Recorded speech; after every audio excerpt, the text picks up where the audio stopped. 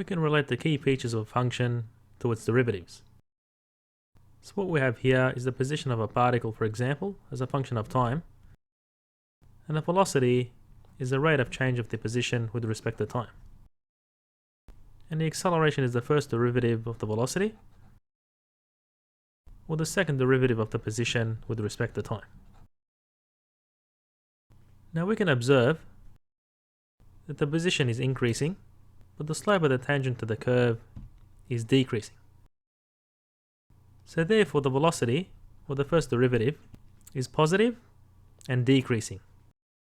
And when it gets to 0, the particle changes direction, so the slope of the tangent to the position time curve is 0, and then you have tangents that are negative thereafter.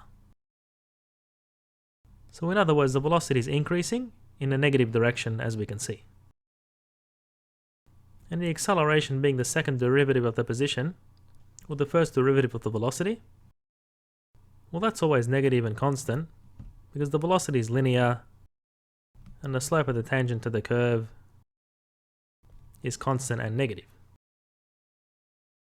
And because the second derivative is negative, well, as we can see, the graph of the function, or the position versus time, is concave down.